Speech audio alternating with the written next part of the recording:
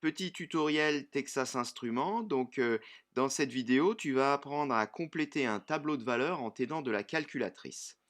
Donc ici, tu considères la fonction f qui est définie par f de x égale 2x au carré moins 5x plus 3.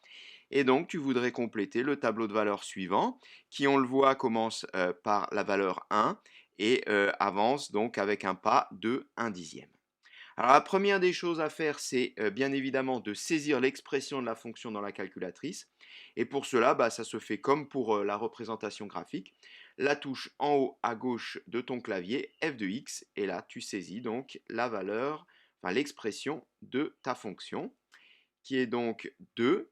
Alors x, on le rappelle, ici on a la touche de variable, x au carré moins 5x plus 3.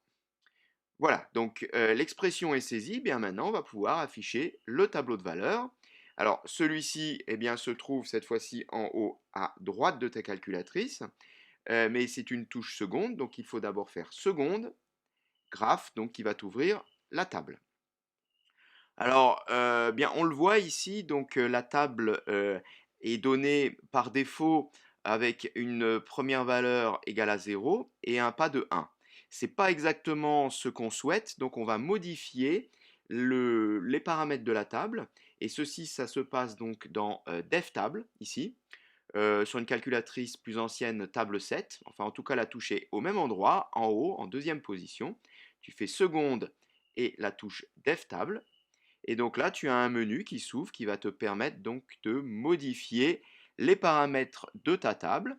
Alors début table, bien on l'a dit, on le voit, on démarre à 1, donc je vais mettre 1. Delta table, donc c'est le pas. C'est le pas, et donc là on voit qu'on avance de 0,1 en 0,1. Donc je vais modifier pour mettre un pas de 0,1.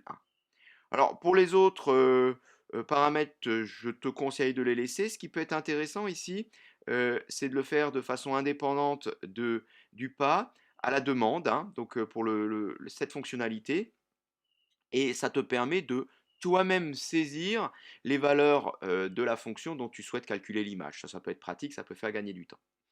Bon, en tous les cas, pour revenir à la table, tu l'as compris, seconde table, et donc tu as la table attendue, cette fois-ci avec en première valeur 1, comme c'est marqué dans le tableau, et un pas de 0,1. Donc je ne vais pas les lire, je te laisse les lire. Juste attention, donc tu vois la calculatrice, elle n'affiche pas le 0 qui est dans la partie entière. Ici, il faut bien sûr lire moins 0,08. Voilà, je voulais juste te montrer un petit raccourci pour adapter le pas. Ça peut être pratique, c'est marqué juste ici. Appuyer sur plus pour Delta Table, ce qui te permet de modifier le pas sans passer par DevTable. Donc tu appuies sur plus. Et là, tu peux redéfinir le pas.